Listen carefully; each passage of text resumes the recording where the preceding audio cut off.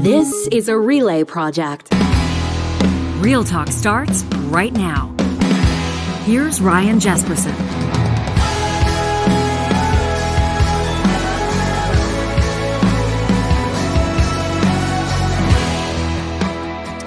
It's Monday, February 6th. We welcome you to this edition of Real Talk. Coming up in just a second, she's an absolute force of nature. We've been looking forward to this conversation for a long time.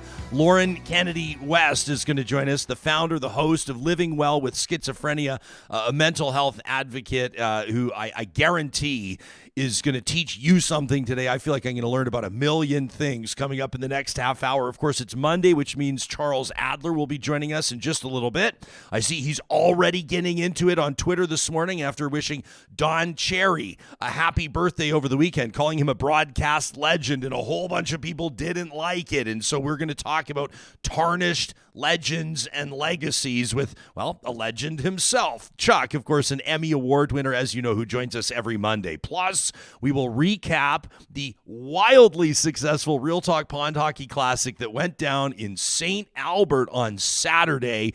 An unbelievable celebration of Canadiana for a great cause. We had so much fun. It would have been impossible for it to have been a more perfect day. It was like +5 out there, Johnny, at one point. I think it was a great day. Absolutely stunning. The burgers were hot. The beers were cold. There were a lot of snipes and sellies and a lot of money raised for some great causes. So we'll celebrate that before this show is done.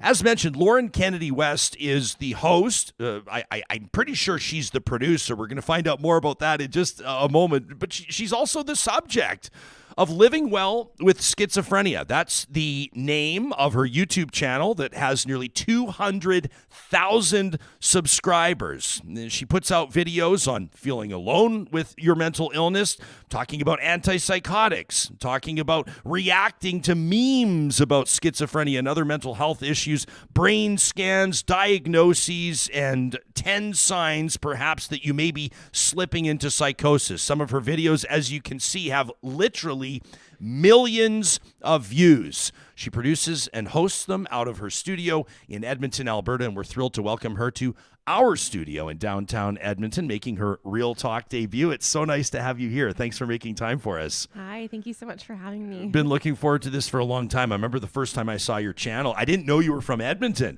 when I first saw it, and I just was looking at production value and subject matter, and I was going, this is top-notch content. Did you always think that you'd be hosting something that literally millions of people would be watching? Oh my gosh, no. When it started, my husband suggested it as a project we could take on. It's just a small thing.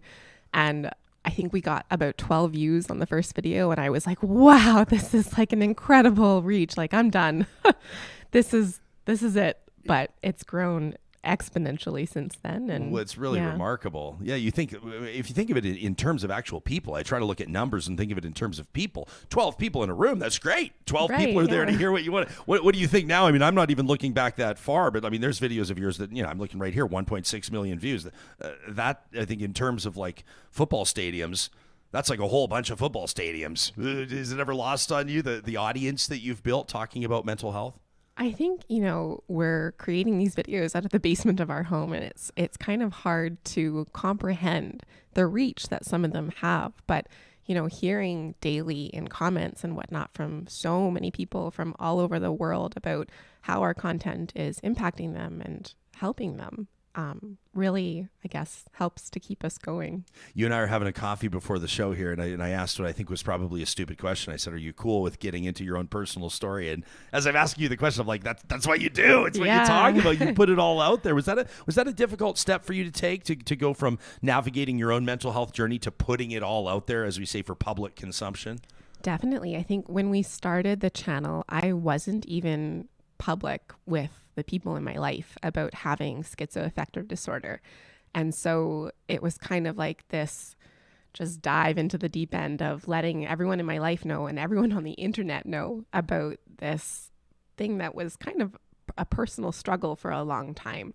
And then just kind of making it known to everyone was a big leap, but it's actually really helped in terms of developing self-acceptance and just kind of normalizing some of the challenges and experiences that come with it. Can you tell us a bit about schizoaffective disorder. Yeah. I would imagine that members of the general public probably don't have, myself included, a full understanding of exactly what that is. Yeah, so schizoaffective disorder is a combination of schizophrenia and a major mood disorder. So for me, it's bipolar disorder. So I kind of have symptoms from both schizophrenia and bipolar disorder. So when did you first realize, like at what point in your life, age-ish, did you realize that you were going to be navigating a challenge that maybe not everybody was? I first started to experience symptoms that I didn't feel I could really manage on my own when I was around 18 or 19. That's the first time I went to see a doctor for my mental health. And it was the prodrome phase of schizoaffective disorder or schizophrenia, which is basically the period before the onset of schizophrenia symptoms. Which typically looks a lot like depression. And so I was diagnosed with depression when I went to see the doctor and was kind of treated for that. But obviously it wasn't the right thing that I was being treated for. So that wasn't terribly effective. So that's kind of around the time when I knew that something was different, but I didn't know what I was dealing with until I was diagnosed with schizoaffective disorder at 25, I believe. So 7 years from the time you first go to a doctor until you get a diagnosis that you felt at that point was accurate. Like at that point, you're reading about the symptoms, you're reading up on it, and you go, yeah, that sounds like what I'm wrestling with. Yeah, I had been given a couple other different diagnoses during that 7 years, and none of it never really felt like it lined up for me. Like it never felt like, yeah, that makes sense to me. That's what I have. And then the treatment for those things wasn't effective either. So it all kind of came together when I was finally diagnosed with schizoaffective disorder at 25. And at that time, with the diagnosis a relief, I would imagine, in a way? It was kind of a mixed bag of, relief that, wow, okay, finally the things that I was experiencing, there's something to attribute it to. But it was also, scary. I imagine, excuse me. No, it's okay. Most people have preconceived notions of what it means to live with schizophrenia, and they're not exactly positive. And so I was scared about what that meant for my life trajectory beyond that point and what it meant to live with a chronic, serious mental illness like that. So, there was fear and uncertainty, but also relief. So, yeah. So I'm just reading here, and this from the Canadian Network for Research in Schizophrenia, that it says approximately 4% of the population, which is about 1.5 million Canadians, affects or are affected either directly or indirectly by schizophrenia or other psychotic disorders. So if we go back to the idea of like processing your audience in terms of how that fills a room, if you're in even a small restaurant, that would be 2 or 3 or 4 people. If you're in a classroom, that would be like 1 or 2 people. That sort of idea.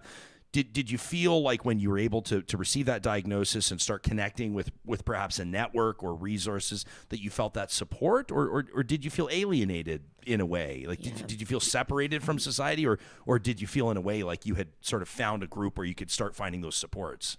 Yeah, when I first started opening up, it was, I think that a lot of people assume that they don't know anybody who has a schizophrenia spectrum illness because it's not something that's really openly talked about. Right. People don't come forward and say, yeah, I live with schizophrenia to the people in their life very often, especially acquaintances and whatnot. But really, like you said, it affects a good enough number of people that you probably do know at least 1 or 2 people who live with the illness. And so when I started being more open about it, I actually had people within my own life, whether it was people I knew through sport or, acquaintances, who would come forward and be like, yeah, my relative has this, or I have this, or they felt safe coming forward with that. And it was kind of wild to see how many people it actually affects and how much we hide it. Why do you think? Stigma? I mean, is it that simple? Do you think people are afraid of implications perhaps in the workplace or what their friends might think, or did you have experience in sort of trying to keep things copacetic and under a carpet for a while? Yeah, definitely. I didn't want people to know, especially in professional settings or where I felt that people would make judgments about my capacity or my ability to perform in whatever way that was. I think that, yeah, the stigma really exists, and people, again, have these preconceived notions about what it means to live with an illness like schizophrenia. And so I felt anyway that if I let people know, if I let my bosses know, if I let colleagues know or whatever, that they would, judge me harshly for that and think I wasn't capable or treat me differently. And so perhaps that's a bit of internalized stigma that people deal with in terms of not wanting to talk. But, I've also experienced coming forward with the illness in the workplace or wherever and being met with kind of stigmatized responses in terms of being pushed out of jobs and just people not really knowing how to talk about it. You experienced that? You experienced being pushed out of a job? Yeah. So I was having a mental health crisis. I was going through a difficult patch and I needed to take some time off work. And then it came to light that I live with schizoaffective disorder. And it became clear that they didn't know what that meant and didn't know how to deal with that and didn't really want to deal with that, if I can say that. Mm-hmm. And it ended up being a case of me getting pushed out of the job. I wasn't blatantly fired, but, it was clear that they wanted me to resign. And so I did. It's none of my business, but how did that play out? I just resigned and then that was it? That was it. Wow. Yeah. You say that, they don't want to deal with it. And there are probably millions of examples of that, right? I mean, I would imagine that people living with any sort of mental health challenge, mental health disorder, mental health disease, whatever it may be, anywhere on that spectrum, probably have encountered, circumstances where whether it's a superior, like a supervisor in a workplace, or perhaps it's even a personal relationship, for a lot of folks that lack the understanding or maybe lack some empathy, to be quite honest, it's just easier to not deal with it, right? It's easier to just push it out. And I bet you if you put it out there, I mean, I'm curious to ask even members of our live tuning audience right now to look into the live chat to see if it's happened to other people. Is that a common refrain that you hear? The more people that you speak with that have maybe similar experiences? Yeah, I think there's a lot of people within the neurodivergent community who interact with our YouTube channel, whether it's differences in neurodiversity. And they all kind of have similar experiences. And I think that you can probably actually look at this from any minority perspective where, if you have some sort of different need or whatnot from the mainstream needs, it's easy to just kind of not address that as the main collective, if that makes sense. Yeah. So you have, at the time, you're 25 years old, and if my math is correct, so you're a mom at this point, right? No, so or is it right around that time? Well, my two oldest are from my husband. Oh, pardon me. Okay, that's okay. Okay, so you have, but you're mid-20s, and at that time you have a job, but that there's been an experience that was kind of a negative experience, if I can call it that. I mean, I'm assuming so, being forced out, resigning in a circumstance that was not exactly your choice. How did you get to a point? I mean, the name of your channel is Living Well with Schizophrenia. And I don't mean to sort of like contribute to, this is probably one of those tropes where you're going to roll your eyes when I say it. But on the surface, you appear to have it all together. I mean, even when people see the thumbnails on your channel or even the promotional stuff that we're pushing out, it's just like Living Well with Schizophrenia. And it's like, yeah, no kidding, right? But there are a lot of other people that probably don't feel that way. So how did you navigate that from a time where you receive this diagnosis?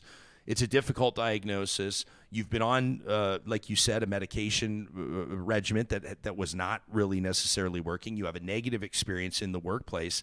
How does that start to turn around? Yeah, so I mean, I had quite a few years where I was not living well with my mental illness, and I was really, really struggling. And I think it kind of started to click and come together for me personally when I started developing a family. I met my husband, his two kids, we had a kid of our own. That connection and purpose, I think, really helped me to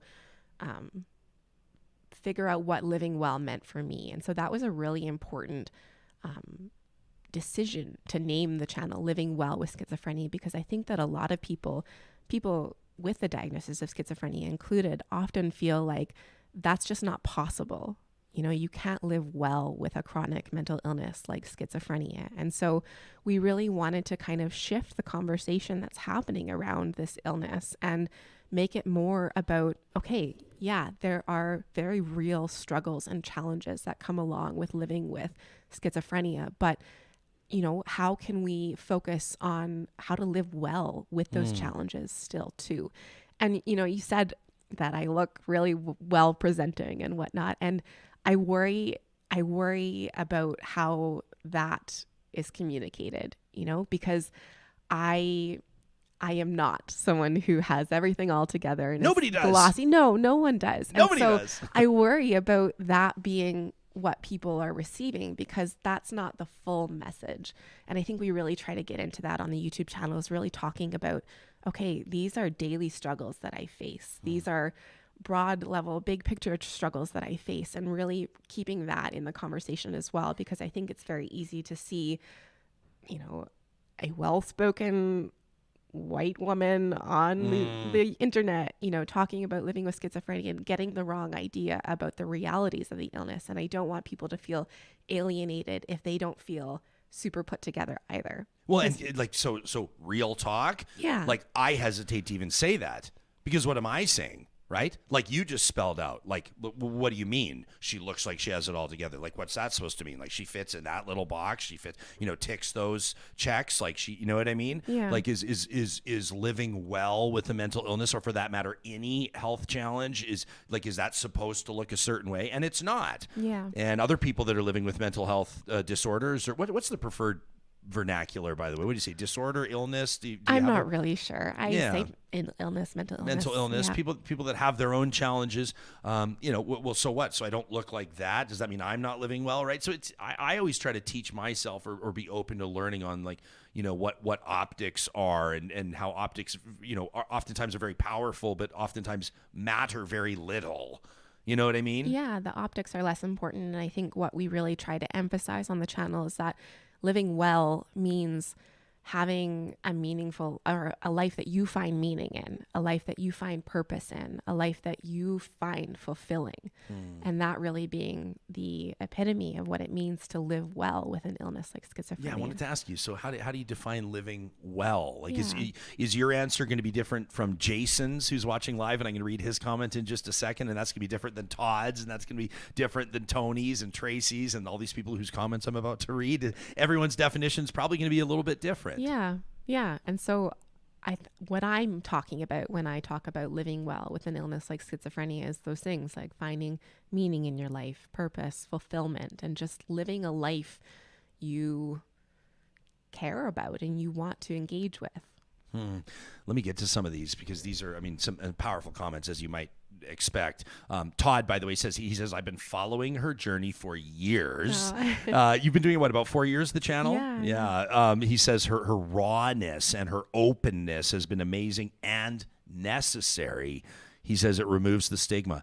Is that difficult to show up in studio and decide every time to be that open, to be that raw? I mean, is that a conscious decision that you have to make, some days more difficult than others? It is. I think I go through periods of burning out a little bit on just kind of bleeding on camera, you know, being really, really open and honest about really, you know, challenging things in my life. And that can take its toll for sure. But again, like, it's really nice to hear things like that from people who are watching, who really it resonates with and it's helpful to them. And so that kind of keeps me going in that regard. This one from Kimberly. This is a tough one. She says, my friend lost her 27-year-old son who died by suicide this past fall. After a few years of a mental health battle, he had been diagnosed with schizophrenia. It's terribly sad. MA says, unfortunately, our mental health system is very inadequate. MA says in Alberta, but I think you could probably, I'm not sure if you've seen a jurisdiction anywhere in the world that really does it well with regards to supports and funding. And I mean, all I seem to hear, and I don't mean to be the downer here, but I mean, you hear people that wait oftentimes a year for counseling resources or people that have been doing their best and trying to find supports and have been as proactive as possible, especially considering the uphill climb that so many people are on, and have still been able to find those supports. But MA goes on to say not enough resources available to those seeking help, really long wait times, and too many people falling through the cracks. And Allison's agreeing with her on that. Tracy says, unfortunately, I see too many people pushed out of jobs they love, oftentimes because of impossible workloads. And then when those folks are confronted or talk to their employers, they let them go and claim that it was mental health, which is an interesting point. And Jason, one here, says this conversation's hitting really close to home. Jason says, I've been ousted from my past 3 jobs due to having such significant mental stress happening that I've lost my cool in different ways. And he says, and to be honest, I can't even be mad about it. So, I mean, these are people, these are real life stories. You must have, I mean, I've scrolled some of your comments on your videos, and there are thousands and thousands of comments. How does that resonate with you? Even that is heavy lifting, processing what some people are disclosing to you. Yeah. I mean, just reading these few comments from live viewers right now is a lot, you know, hearing how systems have failed them and hearing how we're not doing a good job of supporting people living with this illness. And that's really hard, but it kind of also is a driver to keep doing what we're doing in terms of raising awareness, in terms of better educating people on how to talk about these things, how to advocate for themselves in terms of accessing care. That's a really important component that I think often goes overlooked. Yeah. Do you, when you're, can we get into some of the stuff that I want to get nerdy about, like producing shows and actually doing, like, how are you, when I say how are you coming up with the content, like a lot of this is obviously based on your lived experience or what you're observing around you or what you have learned through your journey. But how does that come together? Can you talk to us about the production process and how you determine your subject matter? And, you know, I mean, obviously we're encouraging everybody today to go subscribe to your channel. You've got a phenomenal channel, Living Well with Schizophrenia, but how do you come up with all of the material and how does it make its way to the final finished product? Yeah. So when we first started out, we were like, okay, we're going to make a tight, like 20 video max sort of collection of videos about all the key things about living with schizophrenia. Oh, and then that was it. And that was it. That was where we were going to stop. But then, you know, continuing to work on this, there's so many different nuanced things to talk about living with an illness like schizophrenia or living with, you know, just talking about mental health in general. And so, I don't know, my husband and I are kind of always going back and forth talking about potential video ideas. Things come up in my life that I feel would be valuable to share with other people, and we just kind of go from there. I want to, if it's not evident already, just let people know that you know, I want to have a conversation with you about suicide, and I know that for a lot of people this is really going to resonate. For some people that have lost loved ones, for some people that may have suicidal ideations themselves, and we'll talk about resources. But you know, in your channel, you have some of your most popular videos, and those are of course based on the numbers and the downloads and the streams. And then you have a segment, Our Favorites. And this video doesn't have the most views. It's still got a ton. It's still got more than 17,000. That's a hockey arena full. I like to see how do you see how my mind works? Yeah. Rogers Place is full of the people that have watched this. It's Edmonton's High Level Bridge. And the title of the video is This is the Bridge I Thought I Would Jump Off. Can you tell us this story and tell us how you got to a point of being able to produce a video about it and put it out there for people to watch? Yeah. So, you know, before this video, actually, we put out a video where I talked about the day I almost died. And that was a day that I had overdosed and was taken to the hospital and put on life support and whatnot. And so we really try to be honest and open about really difficult aspects of the illness, like suicide. And I think that it's a really, really important thing to talk about in terms of helping people who are maybe navigating feelings of wanting to end their life feel less alone, normalize it a little bit, because I think it can be a really scary and isolating experience. And so I hope anyway that by talking about it openly on the channel and, you know, talking about suicidal ideation, talking about attempts and whatnot, will help people to feel less alone and to understand how to access help and support for when they're feeling that way. A friend of mine, how do you phrase it? Survived an attempt, or recently survived the last couple of weeks. I don't think that she wants me talking about it on the show, so I won't get into too many specifics, but she did share with her social media network. And it was a tough one to read about, especially because, and again, you want to talk stigma. She's one of those people that you look at and you're like, she's got it all together, right? She's got all the promise in the world and all the things that you would think that somebody would want, right? Success and beauty and, blah, blah, blah, and the circle of friends that love her. But this is something that she's struggled with for her entire life. And of course, when she shared, and I think that for her, that was an important part of the process, is to share.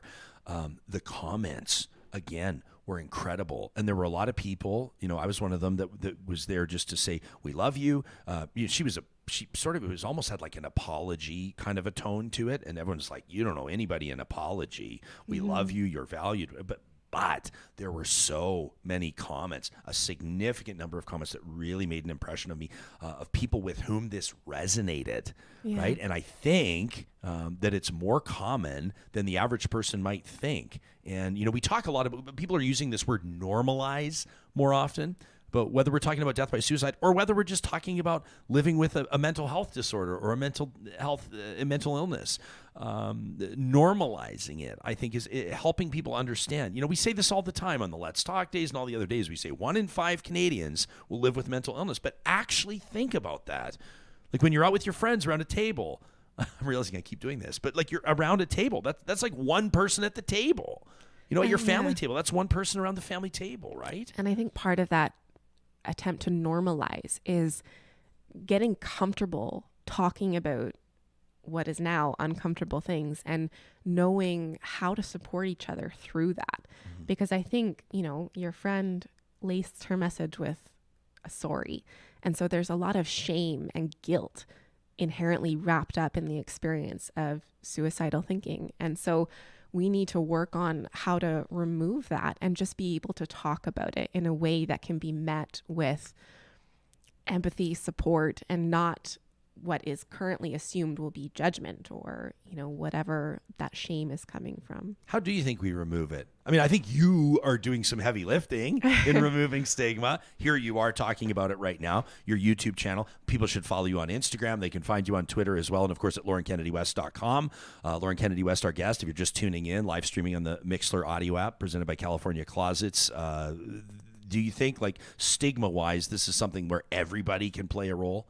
I do. And I think it starts with getting more comfortable yourself with it, because we just did a video on this where I think that living with a mental illness, regardless of what it is, can be a really isolating and lonely experience because so often there are people in your life who love you and care about you and want to support you, but don't necessarily know how or aren't necessarily comfortable talking about the more difficult components of what it means to live with a mental illness. And so doing that work of getting more comfortable ourselves so that we can better support the people in our lives and better show up for conversations about these difficult things. I want to let people know that if you are considering suicide, if this is something that's hitting home with you, help is available with Talk Suicide Canada, available 24 hours a day, 7 days a week, 365 days a year. You can learn more or give them a call right now at 1-833-456-4566 or simply text 45645. Can we talk about meds?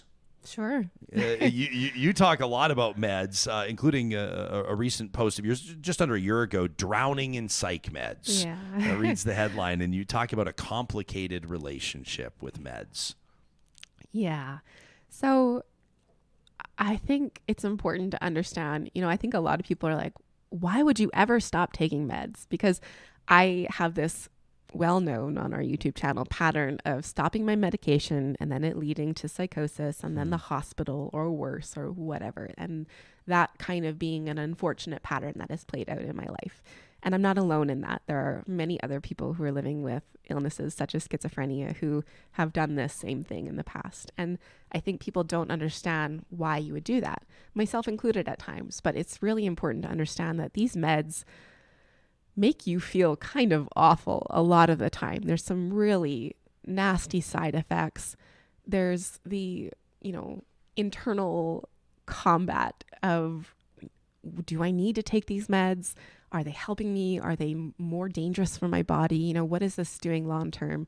And this kind of ongoing struggle present with taking meds, but also then knowing that, well, these meds allow me to show up at a minimum, in my life the way I want to. And maybe not the way I want to, because they are a little bit debilitating, but in a way that is better than being in constant psychosis.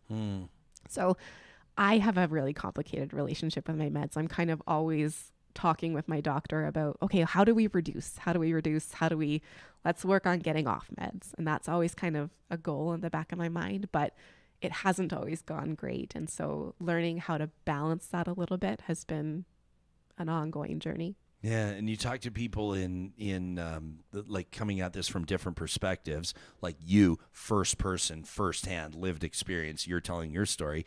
You'll talk to people that care very deeply about somebody that's on meds for a mental health challenge, and how heartbreaking or frustrating or infuriating it can be when the regimen is not followed exactly, and you understand. But it's a constant conversation, because to the person on the meds, getting off the meds, what I would imagine would feel like a big mile marker to cross, right? Like that would be a big sort of like a summit to reach. Yeah, when I first started dating my now husband, I was really struggling with taking meds, and I would voice to him that I didn't want to take my meds, and he would take personal offense to that. He would be like, I don't get it, like this feels like you are insulting me, not insulting me, but like it's an offense to me that you're not taking your meds, if that makes sense. And I think that that's where a lot of loved ones are coming from, in terms of being like, I just don't understand, they're making this bad decision, and it's affecting everyone in their lives, and they're not realizing, and that kind of thing. But it's a really complicated thing to navigate and to balance. Can we talk about the lost years? Yeah, sure. It's a really interesting, one of the more interesting videos I think that you put out there. And this is where you're really laying it all out there. It's like a journal entry. Yeah. And I wonder if this, part of our conversation might strike a chord with somebody that's maybe been holding back on talking to a professional, or maybe been holding back on disclosing to their loved ones. The lost years. The lost years, yeah. So I made this video, and I was talking about basically the years from when I was 18, 19, went to see the doctor for the first time, and maybe a few years after actually my diagnosis of schizoaffective disorder, so like almost a decade of what I grieved over and felt like they were lost years, because it felt like it was just so packed with struggle and isolation, loneliness, and just not knowing what was going on with me. And, during these years, I attempted suicide a couple of times, and like, it was really heavy stuff that I went through, and confusing stuff, and not knowing how I fit into the world, kind of. And so that's how I refer to, or what I refer to as, my lost years. You talk a lot about the memes and the stigma and the kind of let me tell the audience something that I said to you, okay? This is like so in a self-deprecating way.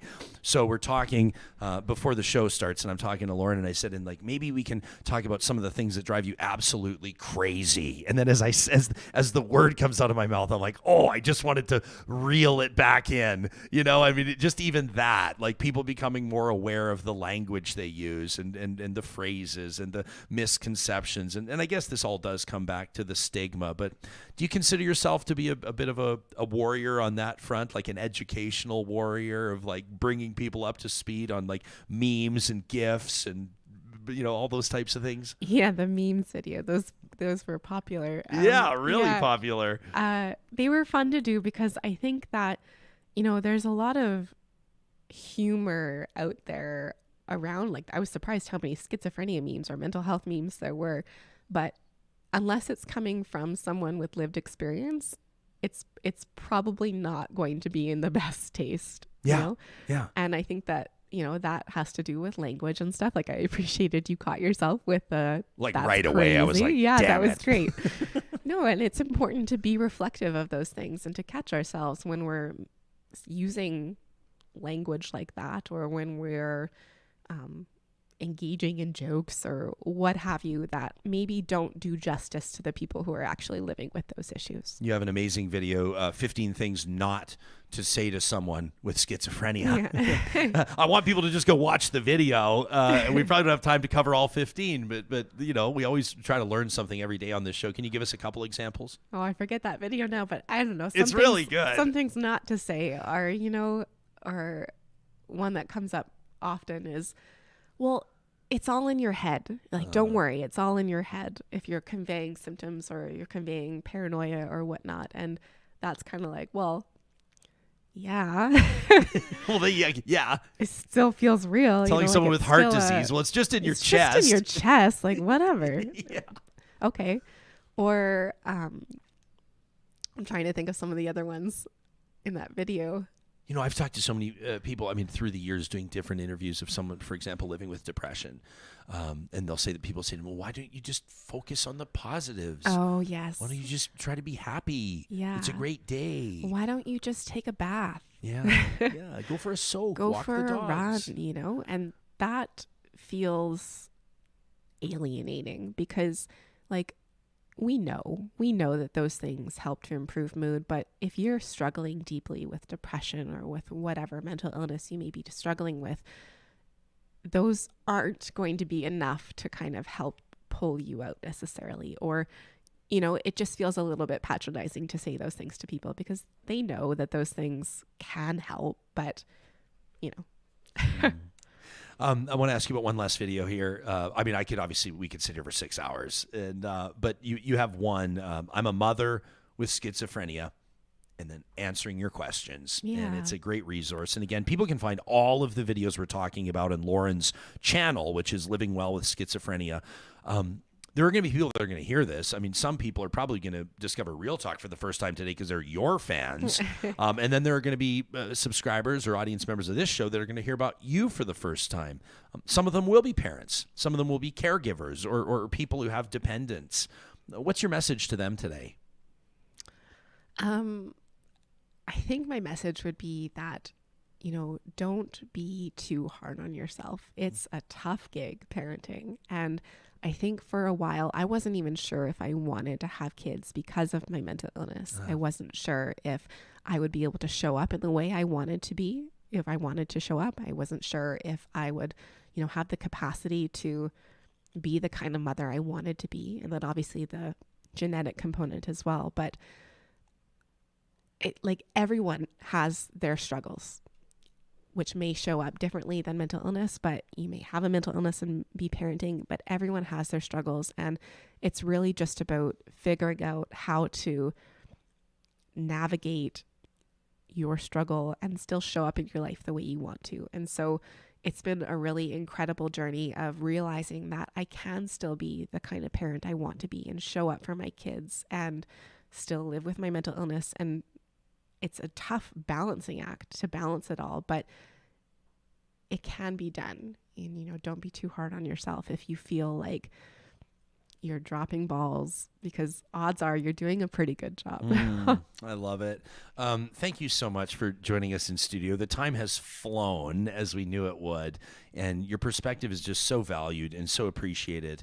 And it means a lot to us that you made time. You moved a bunch of stuff around to make this happen. We've been looking forward to it for a few weeks, longer than that, since I first found your channel. If you want to learn more about what Lauren does, if you want to hire her to speak to your company, to your organization, Lauren, obviously a mental health advocate and speaker focusing on living well with mental illness. You can learn more and book her at laurenkennedywest.com. And of course, you can find her on YouTube, like about 200,000 subscribers do at Living Well with Schizophrenia. Thank you for this. Thank you so much for having me. You got it. That's Lauren Kennedy West. This conversation was presented by the team at Complete Care Restoration.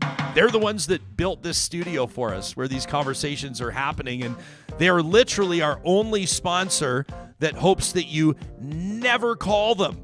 They hope that you never have to give them a call because they're in the business of fire damage repair and flood damage repair and mold and asbestos removal and construction, all of the stuff where people are recovering from, disaster.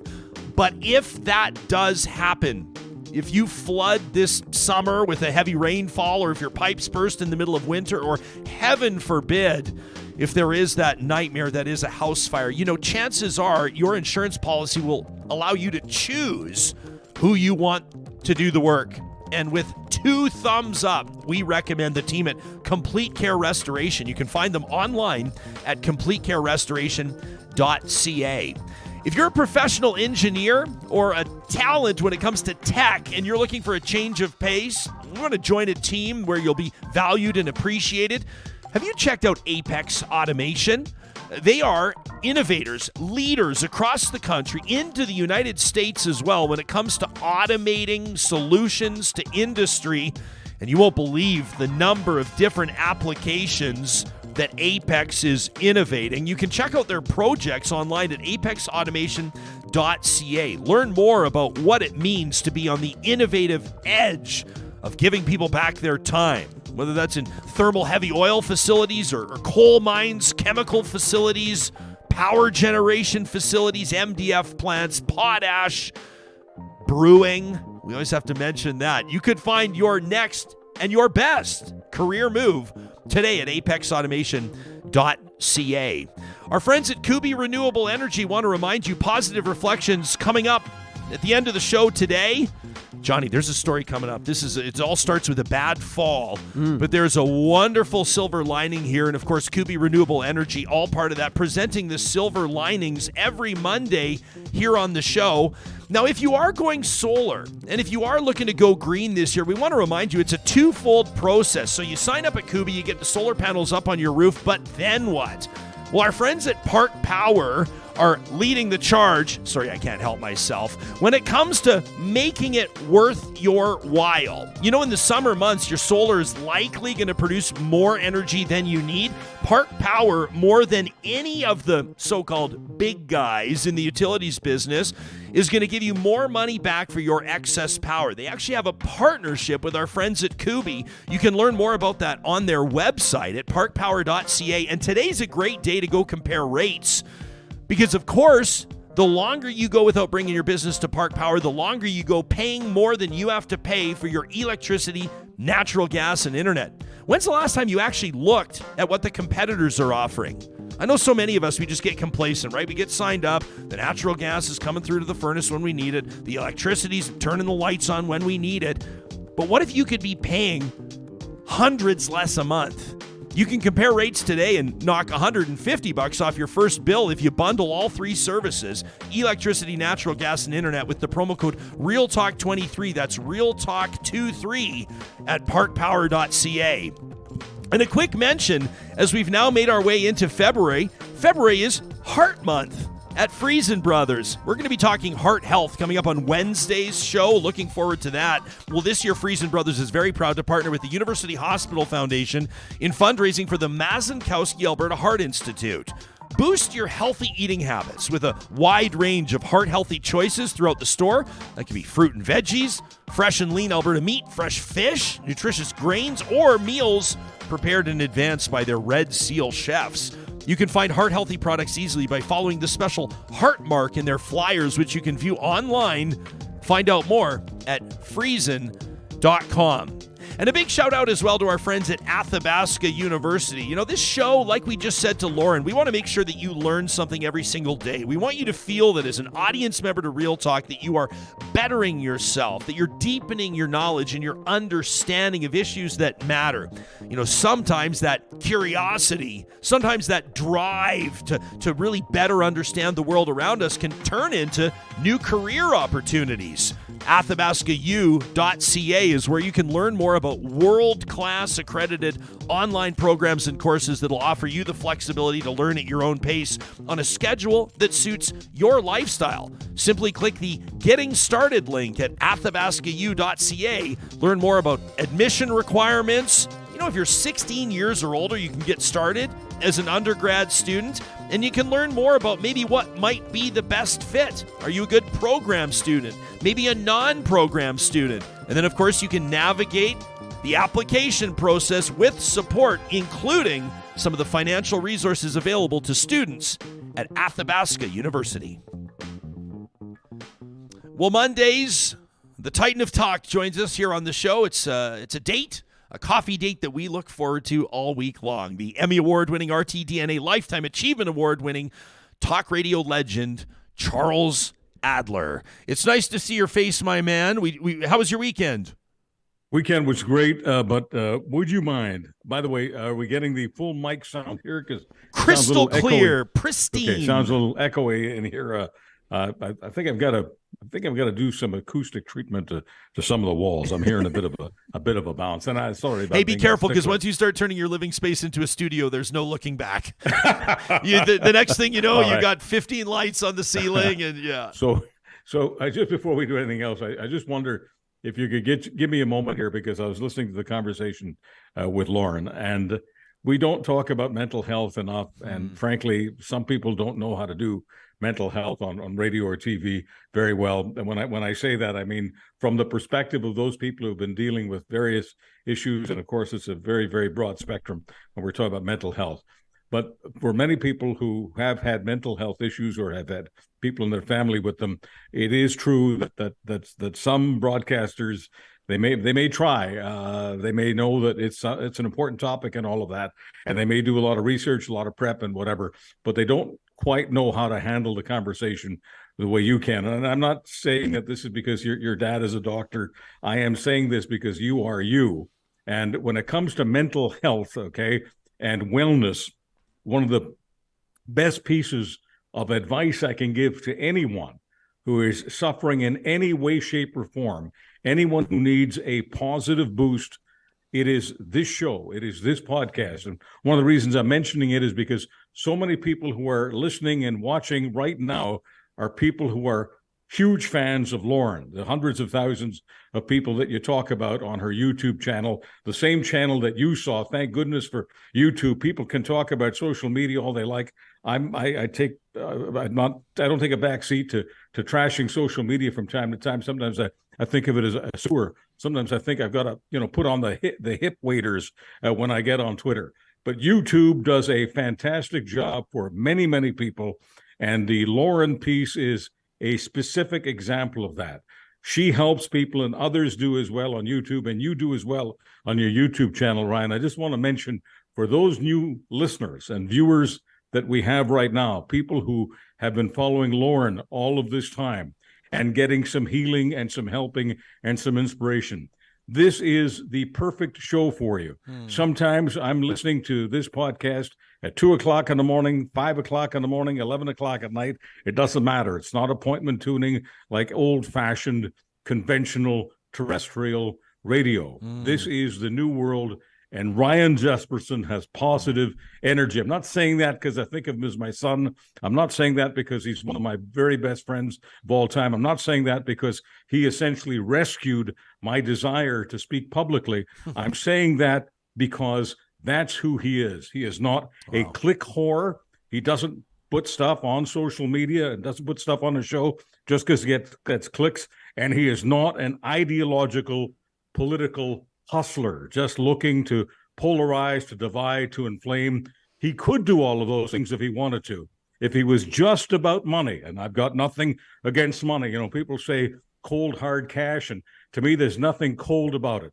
It's nice and soft, and it gets you a lot of things, and it gets you a lot of access to a lot of services that you can do for yourself and for people. And Ryan Jesperson, if he was only about money, would be a click whore. If he was only about money, he would be a political hustler, but he's not those things. He is a human being, a good human being, but most important from the perspective that we're taking right now on this show that's dedicated to mental health. Ryan Jesperson is good for your head. Wow. Well, I don't know. Well, wow. Thank you. I love you. I appreciate that very much. I was going to ask you about it because I knew that you were watching some of that interview. And so I do have a question for you in a sec. But because you have set the table, which I appreciate, or perhaps you have cleared the table mid-meal, let's say, I want to get to more of these. Dr. Bradley Martin is a beloved member of this listening audience. He's a family physician. People know. Dr. Martin in our live chat says 1 out of 5 people may have, it's true, a diagnosed mental health issue. He says, but 5 out of 5 people struggle with mental health. And I think that that's an amazing observation to make. Erica says these are the exact conversations, almost word for word, Erica says, that I have with my husband about his meds. Not the same mental illness, but the same line of thinking, the same thought patterns, and the same results. Michelle says there needs to be an easy step solution to receive medical support for people that struggle with mental health, which I think is absolutely true. I love this when it comes to behavior and being better. Jason says, thanks to various Real Talk conversations, I now actually actively go out of my way to say things like wild or intense, as opposed to crazy, nuts, or insane. That's neat to hear.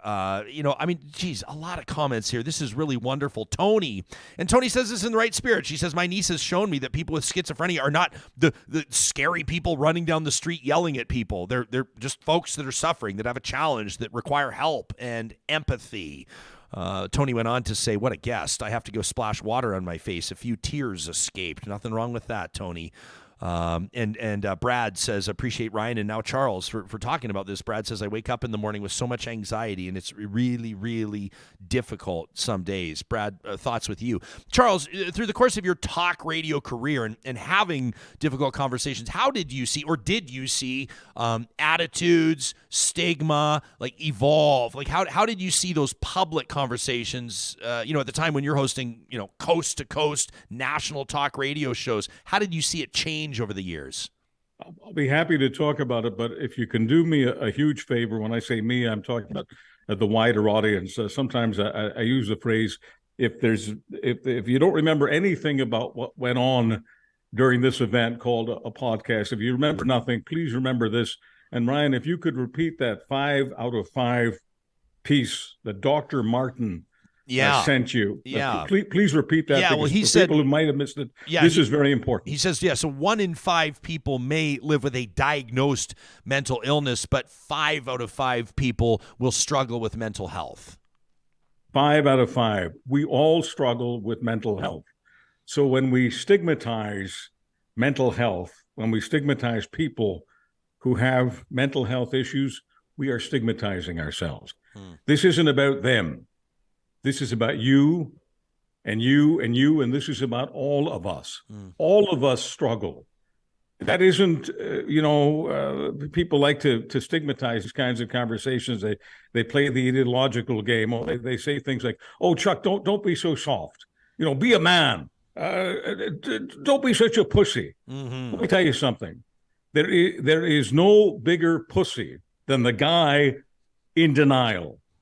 And being in denial is not a good place to be for anyone, including you, because 5 out of 5 struggle with these issues. Now, does that mean that when over the years I talked about mental health issues, I was only taking a particular perspective? No, because I understood enough about mental health, having lived with people who were severely traumatized, growing up with them, okay? Not just my parents, but many of my parents' friends, members of my extended family, many people in my neighborhood.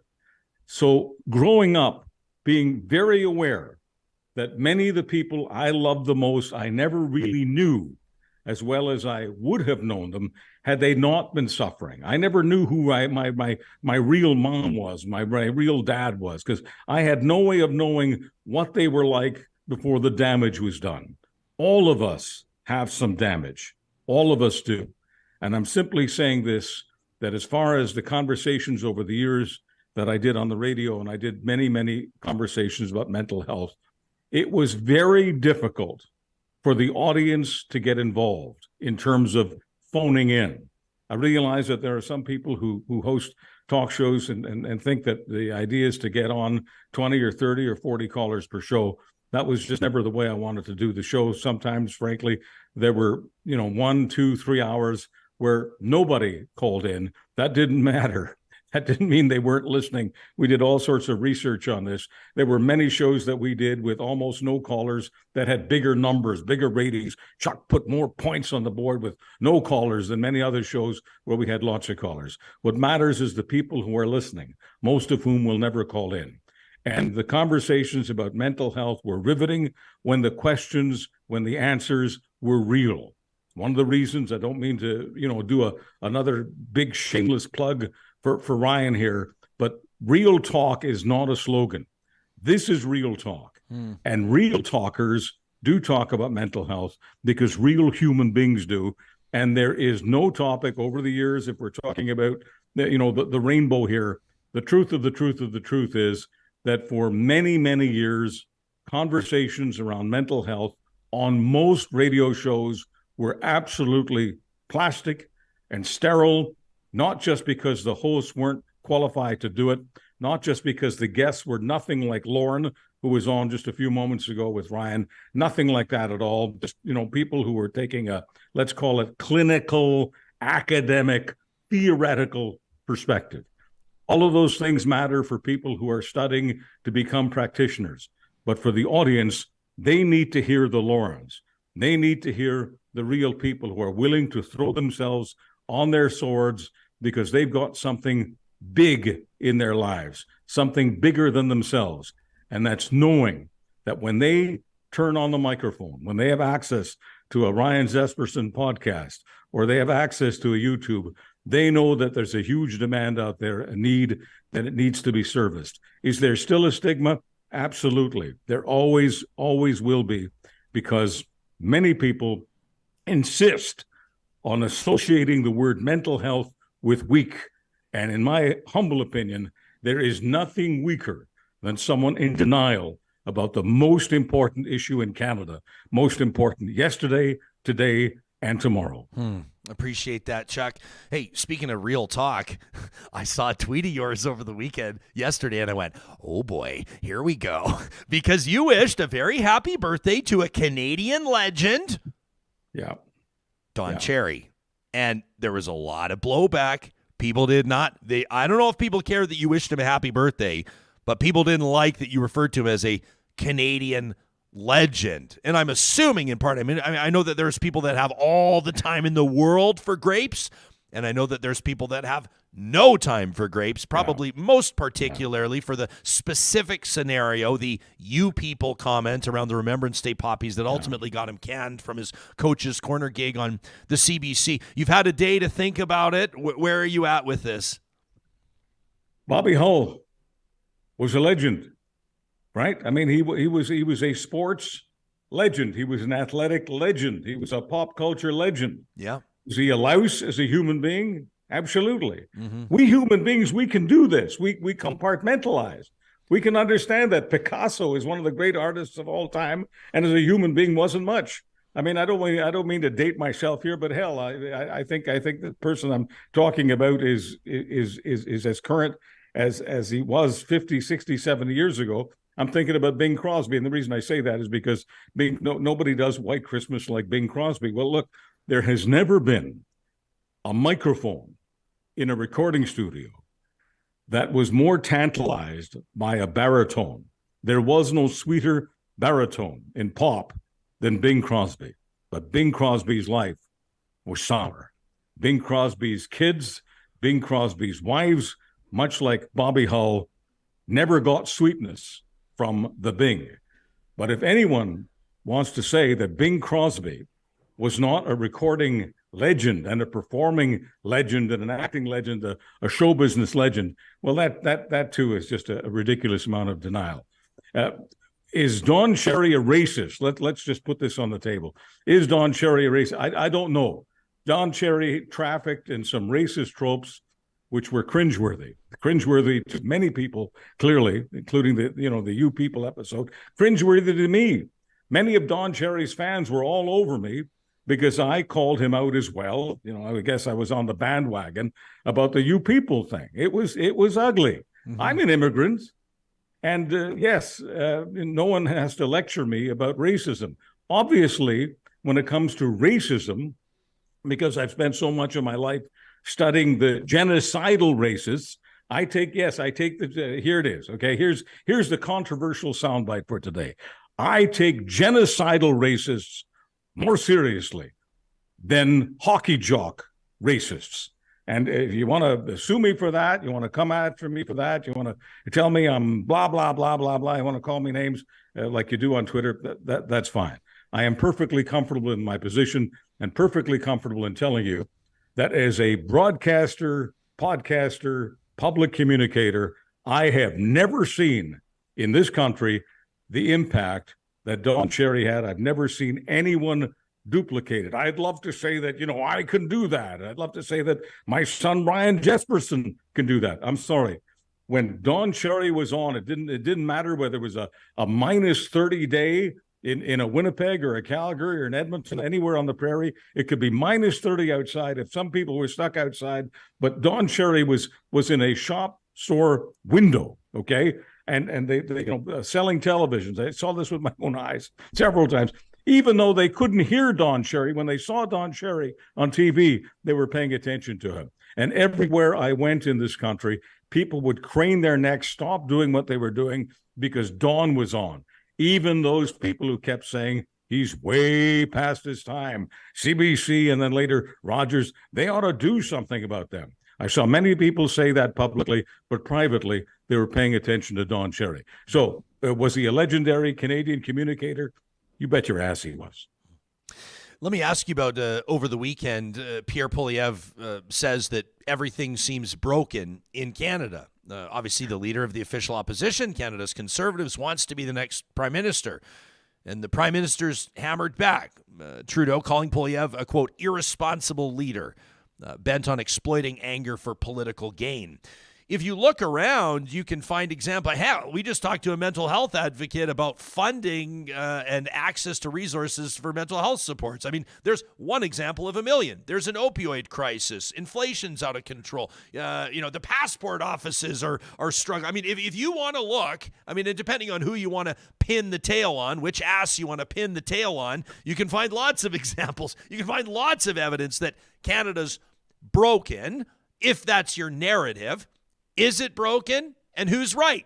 Pierre Poilievre, Justin Trudeau, or maybe both?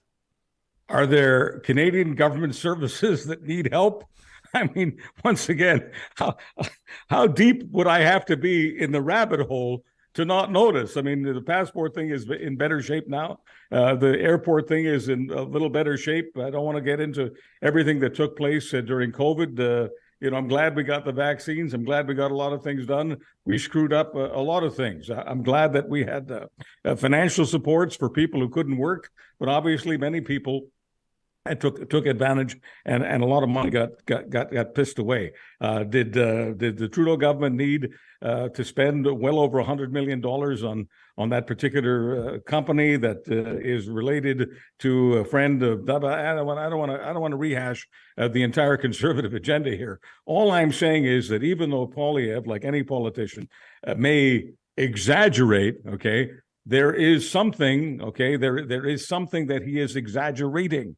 There is an issue there. And there are many people in this country who are very, very angry with government services. And they're not just in Alberta. That's I'm saying this for the purpose of communicating with the national audience. There's this ridiculous stereotype that, because Albertans are a little more out there, a little more, let's just say, honest about their anger toward government, there is this perception that is peddled by some political hustlers in central Canada that, everyone in Canada is really happy. It's just those Albertans, those ungrateful Albertans who are bitching all the time. No, people in this country are bitching. You can take a look at 1,000 different polls. Anger and frustration is higher than it has been. And as far as the prime minister is concerned, and I absolutely do not have a reputation as being a Trudeau basher. Many of my conservative friends have called me a shill for Trudeau and a suck for him and a guy who's, got a bromance happening with him. So I don't qualify as a Trudeau basher. But Trudeau has peaked, and the majority of people in this country want him to move on. That doesn't mean the people who have been grateful for Trudeau's reign should be ungrateful. That doesn't mean that that I support the F Trudeau bumper stickers and all of the F Trudeau signs. I think that's a ridiculous approach. I agree with Aaron O'Toole when he talks about that. But it is fair to say that many government services, especially revolving around healthcare and mental health care, are not what they could be. And many people feel that it is broken. And the federal health minister himself said that the healthcare system, nationally, healthcare system needs to be fixed. Well, it needs to be fixed because it's broken. Yeah, by the provinces. I don't know. Hey, I screwed up. I just popped into the live chat, and there's a great comment here from someone who says, this is from Mark. Hey, anybody else notice the absence of politics in the show today? That's really good for our mental health. And then 2 comments later goes, spoke too soon. I'll wear that one. I'll wear that one, Chuck. No, the elephant's in the room, and if you know, there's 2 elephants in this room. It's Ryan Jesperson and yours truly, and it's very, very difficult for us, whether it's in real life or real talk when the cameras aren't on, to go for more than 30 minutes without politics rearing its ugly There's going to head. be a tiny little bit, and I've been thinking for our Patreon supporters, maybe you and I need to make our so-called off-air cocktail dates. Maybe we need to make those available for the consumption of our Patreon supporters. We'll see one day, Charles. We'll see if the off-the-record goes on the record with a bit of an asterisk there. It's always good to see you, my man. Have a wonderful week, and we'll talk to you again in 7 days. Thank you, and most of all, thank you for being good for everyone's head. We love you. Love you too, Chuck. There you go. Charles Adler. Give him a follow on Twitter at Charles Adler. So nice to hear from filmmaker Mariah Braun, who's watching the show today. In our live chat, she goes, yeah, with regards to Don Cherry, she goes, yeah, the you people thing was pretty ugly, but he's still a legend. Mariah, I feel the exact same way. I mean, yeah. I was, and in a certain context, remain a huge fan of Don Cherry. Like I grew up watching him with my grandpa, and every Saturday, and like the like the coach's corner music. Everybody turns on. It's kind of funny. You'd have like the volume on the game muted during a Saturday night gathering. You know, people over at the house, the volume on the game is muted, but when coach's corner came on, you turned on the volume. But then there were always the things where I think like that the word for it would be xenophobia. Yeah, what's that? What do you call it? No, but like even his take on European players and his take on the Russians and it's all very subtle, like his deliberate mispronunciation of it. But it never really. It was always laughed off. If I can say, it was always laughed off because he was talking about white athletes. Of course. Right? And then the you people thing is where it got really nasty. Yeah, it did get weird there. And like, I think was a legend, like was is kind of the main word there. I like Anna's comment. Don Cherry struggled with bleeding his style and his skills into a different crowd at the end of his career. It was a different time and maybe not the right time for him now. It's true. And the pandemic showed us this too. Like, you think this is all happening for nothing? Like, people want a more relaxed, empathetic, sympathetic, diverse way of life. We all just want to respect and live the way we want to live and treat each other better. And he kind of rode in on the, the coattails of, well, not the coattails, the beginning of that, right? Yeah. And it just didn't gel well with his vibe. Totally. And, I mean, like, 2 things can be true. Right? Like Don Cherry can be a broadcasting legend and Don Cherry can also be someone that was pushing out. And first of all, like what he was arguing is not even true. Right? I mean, like number one, like just, it's not even a fact. Like the assertion that immigrants don't wear poppies or that immigrants don't value Canadian sacrifices through the world wars or overseas in Afghanistan and Kosovo and elsewhere. It's just incorrect. Like, it's just not a fact. It's just not true. Yeah. And you look at Canada's history. I mean, even if you want to get into, talking about military service and who has proudly served our country, the Indigenous people that have served our country, the different populations that have come to Canada, in many cases, people who were like the ink was still wet on the paperwork and they were signing up to serve their country. I feel like this conversation is 5 years old. I feel like people know this too. Now and then, the military has been made up of diverse people, races, cultures. Yeah. Like my grandpa talks about going to Korea, and I see pictures of the people he was there with. It's not all white guys. Like, Yeah. lots of people from lots of different backgrounds fought for this country and wear poppies. Graham says on healthcare, he says it's not just the provinces, right? And then he does put in the winking emoji because I think Graham knows that I was just poking there. It's not. He says it's not just the provinces. He says the feds have slowly reduced the amount of funding they provide the provinces, both under the Tories and the Grits, both under the Conservatives and the Liberals, which is true. I mean, you look at, remember John Horgan when he was chairing that First Ministers meeting, right? And there was John Horgan and Doug Ford was especially outspoken, and several other Canadian premiers that were all calling collectively. Quebec's premier was there as well, on Legault and speaking out, toward the PMO. And Graham, you're absolutely right, of course. But what would be an interview with Charles Adler without a little poke? A little politics. You gotta poke the bear. I like Mark's comment. Okay, how was pond hockey? Let's get to it. Well, I've been saving a couple mentions here, Mark, and thank you for the reminder. But before we get into it, let me tell you. So pond hockey coming up in like 2 seconds. But of course, tournaments like that, fundraisers, initiatives, and events don't happen without the amazing roster of Real Talk sponsors, including the team at Eden Landscaping. I told you I had lunch with Mike, who has owned and operated Eden Landscaping, is still a family-owned business, just a couple weeks ago. And I said, Mike, you let me know. I always like to update, get some fresh talking points, as you may say, in the ads. And I said, what do you want me to be talking to Real Talkers about? Because everybody's checked out landscapeedmonton.ca by now, and they've seen the portfolio, and they've seen the stunning designs put into practice. And he says, well, why don't you tell them that what's important to us is that you have your space to zen in. Yeah, that's right. Zen can be a verb, to entertain in. He says your place could be manicured. It could be butterfly friendly. This is one of the big new trends, this urban butterfly approach. It helps with the pollinators. It helps integrate some of the more native grasses and plants back into where they belong, your front or backyard. He says more people are going to be looking to produce food. We do edible garden boxes. He says what Eden is all about is a fusion of need and style. They're great listeners. They're not designing your yard for a magazine, though it'll be ready for one. They're designing it for you. You can learn how they work today. Eden Landscaping at landscapeedmonton.ca. Also, a big shout out to our friends at the Dairy Queens of Northwest Edmonton and Sherwood Park. How fun was it to have Team DQ there? Their entire group, well, not all of them, they were still operating their stores over the weekend, but they sent some of their best and brightest to St. Albert to help us out with the Real Talk Pond Hockey Classic, those double cheeseburgers. Woo, baby, unbelievable. And of course, service with a smile. This is a team that understands a commitment to community. We've told you in past, those Dairy Queens have raised more than $1 million for the Stollery Children's Hospital Foundation. We were so grateful and so honored to have them supporting our Real Talk Pond Hockey Classic on Saturday. You can show your appreciation to them by ordering your triple truffle blizzard cake today. That's right. Start your Valentine's celebration with a DQ cake. Ordered in advance or picked up in person on a whim in the Dairy Queens in Palisades, Nemeo, Newcastle, Westmount, and Baseline Road. And Johnny, I have a major announcement to make. Uh-oh. Real Talk Cask number 2 has arrived.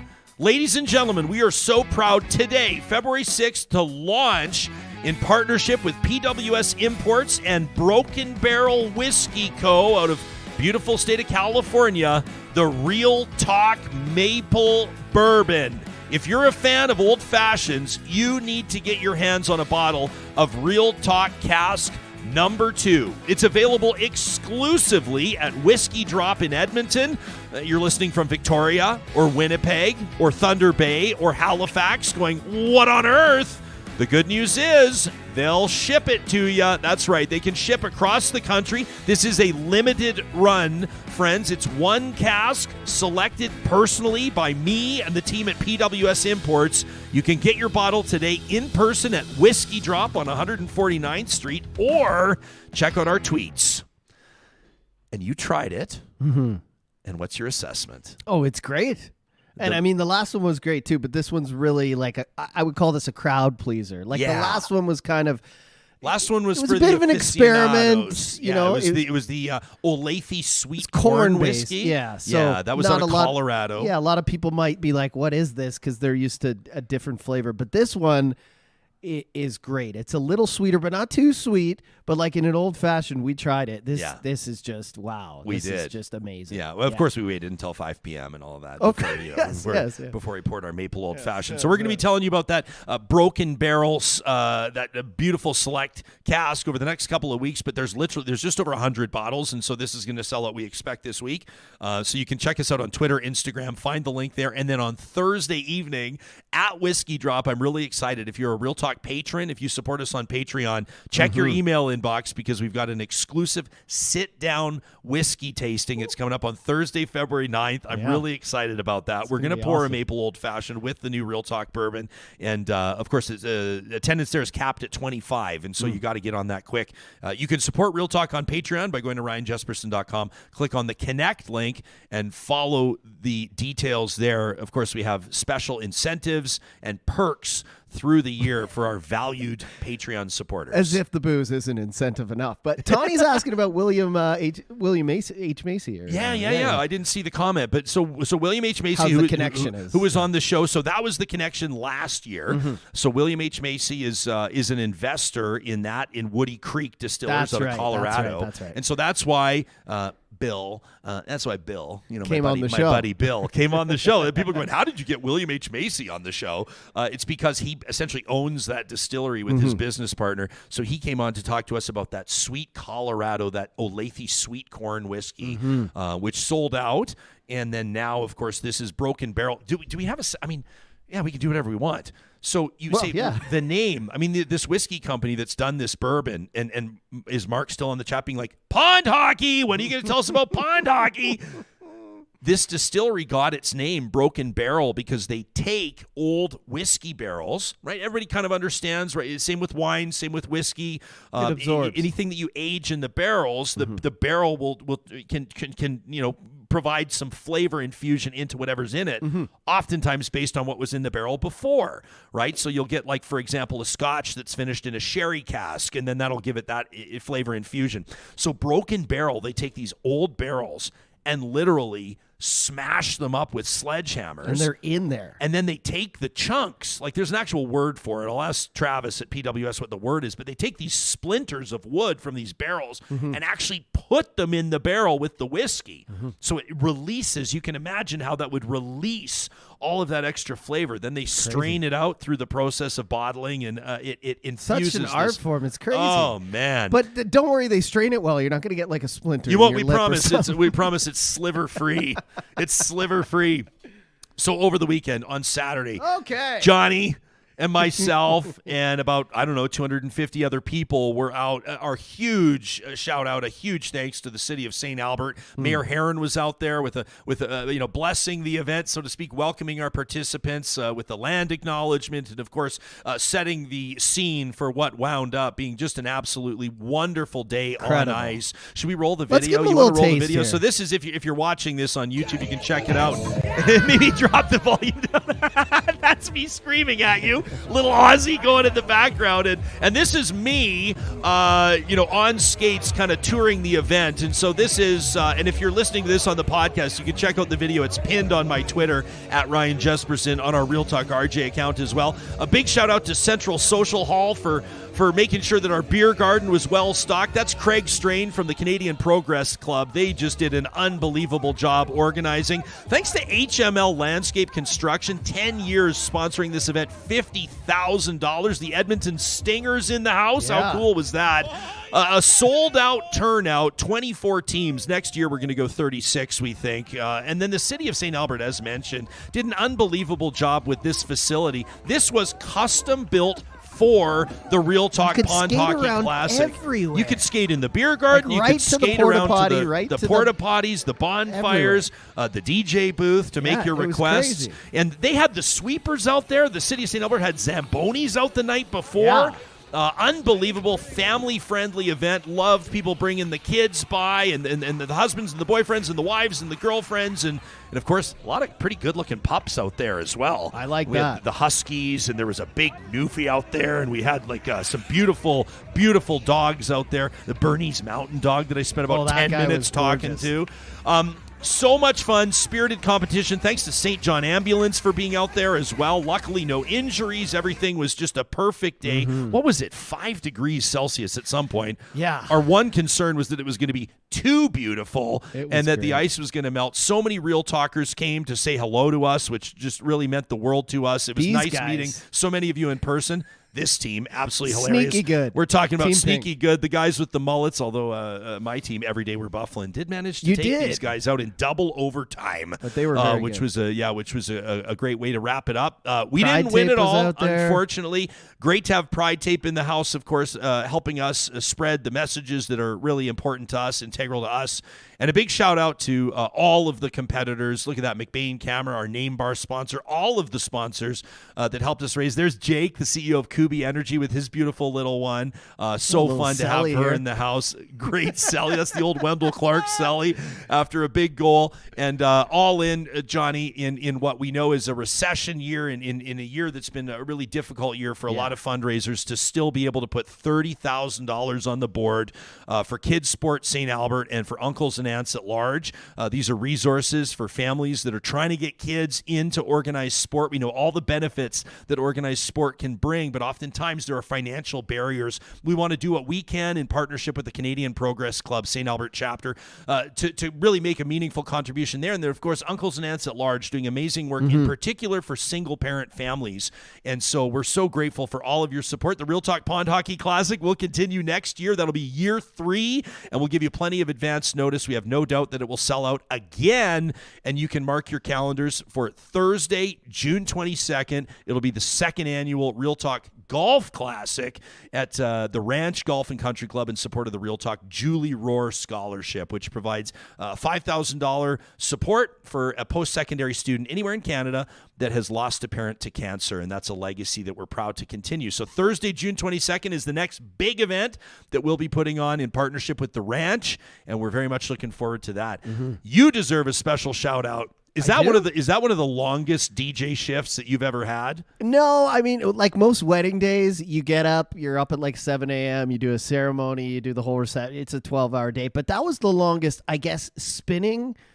Although I did put on some Oilers warm-up mixes there from my previous career with them. Why wouldn't you? But yeah, the longest time playing music, it was about 8 hours straight of playing music. So yeah, a very long time. But like super fun. Everyone was super nice. And like I said, just very happy. No one got hurt. There were nothing happened. Like, we're out there all day. It is strenuous. I was looking at people. I was like, man, it's not like playing one hockey game. You're out there playing hockey for like 7-8 hours. I think by the end, it was like games would have been 4. Yeah, like for teams that some of them got shellacked, that's fine. But then you're skating around the whole time too. Yeah, like, for sure. Constant cardio. Yeah, and I think our winners would have played 7 or 8 games, and so it was a real, it was a real battle for them. And a shout out to everybody. By the way, PWS Imports says Travis Watty, who's the founder of that company. He's already been in touch. He's listening to the show today. He says the cask pieces, when you smash up a cask, broken barrel, they're called staves. There we go. So the tiny pieces of wood are called staves, and they infuse the flavor into the bourbon barrel. So very cool stuff. Was this somebody else noted? Oh, who won? Lauren's wondering who won the Louis Lavoie painting, the pond hockey painting we were showing you, and how much. So I saw former government minister Rajan Sawhney, or I should say former leadership contender Rajan Sawhney with United Conservatives. So great to see her supporting our event. She had the top bid on the painting at $650 until the very last minute, and then someone, you'll have to pardon me, I don't remember who it was. Was it Angela or Brenda or somebody? Somebody swooped in at the last minute and bid $700 on the Louis Lavoie original, and so we're so grateful for that painting from Louis and for everybody that drove those bids up, and of course all of the proceeds obviously going to charity, and so we were so grateful. I see this here, somebody says there are far too much Oilers stuff in those photos. That from Jason. Come on, well, Jason, hey, like Smokey the Bear, only you, Jason, can prevent that from happening in future. I wouldn't mind. I like Jason's he likes here. your sick Oilers jersey. So that that was the 2019. I'm wearing a Connor McDavid All-Star jersey. Yeah. That was the first year that they brought back the logos on the jersey. Also, the first year they made those jerseys, they're eco-friendly. So those are the first What ever does that mean, eco-friendly? NHL hockey jerseys, first ever that featured repurposed and upcycled materials created in partnership with a bunch of other companies. Very cool. Yeah, so the whole jersey was like other materials before. It was made out of totally recycled stuff. So it's one of my favorite jerseys. I love it too, the blackout look. This is music to my ears. Tara Lynn says, what an amazing event it was. Says, I can't skate to save my life, but I came out to support and I was so impressed. Tara Lynn, thank you for being there. Lou Jobs was there. Remember Lou was here talking about his journey into and out of homelessness. And Lou, of course, that beautiful sculpture over there. We have his sandstone carving in studio. Lou showed up to say hello. He said, Johnny, you're a master at your trade. He says the music was incredible. It was good. You had, I don't want to get too into the weeds, but you had some like new tech speakers out there that are quiet up close but loud from far away. That's that was blowing my mind. Not new tech, but it's weird. Yeah, they're designed to throw sound. So we had 2 speakers, and people were like, you only have 2 speakers. Sounded like we had yeah. 30 speakers. So the whole pond hockey, like where the ponds were, you could hear clearly. And then in the beer gardens, same speaker. But when you're close to it, it's lower. But when you're farther away, it's louder. It's really cool. Really They're cool doing amazing stuff. things. Yeah, with really great. Yeah. So there's the Real Talk Pond Hockey Classic. There was a lot going on, and of course, are you feeling like a bit of a we got that out of the way now. I'm feeling now we can kind of settle back in, but now we launch our bourbon today, and then here we go. It's pedal to the metal, and that's the only way we would have it. It's the only way we know how to operate, and we're really grateful for that. Now, we wrap up every Monday's show. We mentioned our friends at Kuby Energy that were out there. I don't know how Team Kuby did on the ice. We didn't get a chance to play them, but I think they've got some ringers on their team. I think they probably did all right. Every Monday, the team at Kuby gives us an opportunity to focus on stories that really, I mean, and today's show has felt very positive, hasn't it? This is a perfect way to wrap it up. It's an opportunity to focus on the good that people do. It's a time to focus on stories where people support one another, and in many circumstances, it's complete strangers. It's our Monday tradition called Positive Reflections, presented by our friends at Kuby Renewable Energy. Did you see over the weekend this video? This is like a really tough video to watch, but we're going to show it to you here. This is a gal by the name of Barbara Gillespie, and she's like many other people around the world, including in the United States, that are contributing to the workforce and working well beyond what you might call retirement age. And that's not necessarily the feel-good part, right? Like, that's not always great, especially in a circumstance like this where Barbara's delivering pizzas for Dominos, and you know, she's doing her best, and she's got her hand full of food. This was caught on a doorbell cam, and this happened on Friday, as a matter of fact.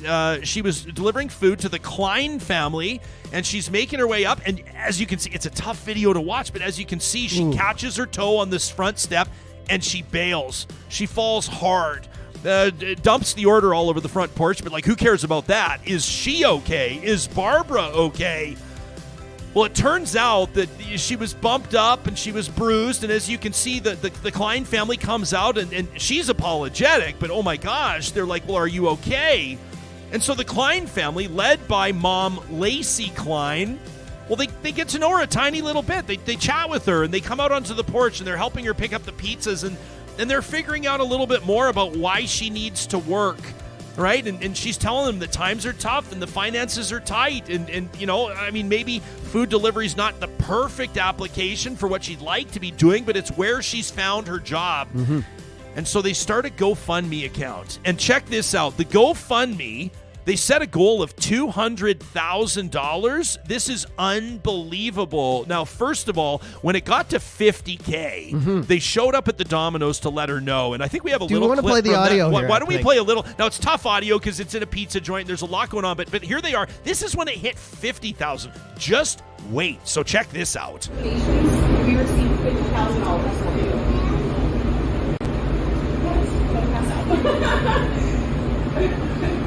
So right now, people are still donating, but right now it's at $51,000. GoFundMe will take a little bit of it, so it's going to still be about $50,000. So don't pay. Don't count. You're ready for once. I don't know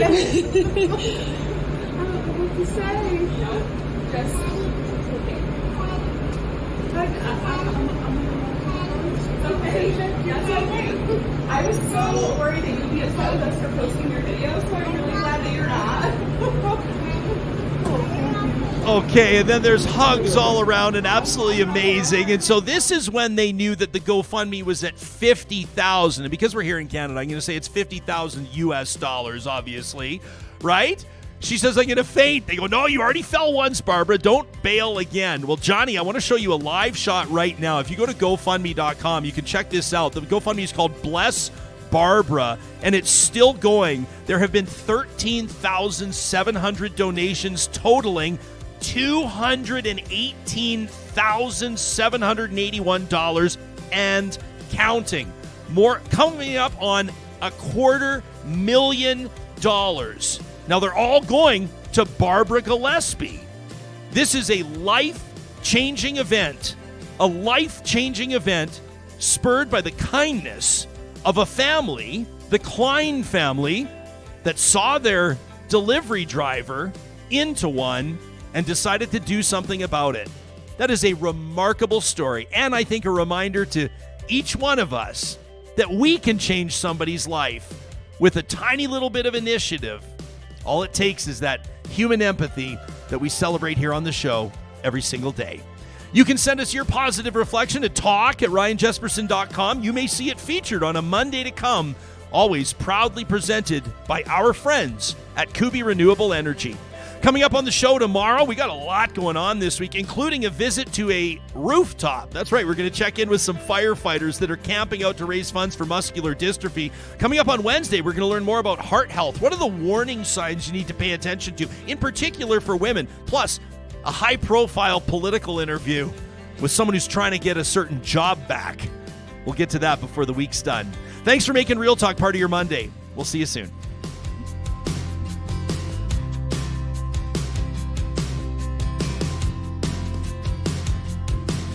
Real Talk is hosted by Ryan Jesperson, executive producer Josh Dunford, technical producer John Hicks, general manager Katie Cook-Chivers, account coordinator Lawrence Derlego, human resources Lena Shepard, website design Mike Johnston, voiceover by me, Carrie Skelton. Real Talk's editorial board is Supriya Dwivedi, Ahmed Ali, Brandy Morin, Ann Castleman, Corey Hogan, Harman Kandola, Catherine O'Neill, and Chris Henderson. Member Emerita, Julie Rohr. Real Talk is recorded in Edmonton, Alberta on Treaty 6 territory, the traditional and ancestral territory of the Cree, Dene, Blackfoot, Saulteaux, and Nakota Sioux, home to the Métis settlements and the Métis Nation of Alberta. Real Talk is a relay project. For more, check out ryanjesperson.com.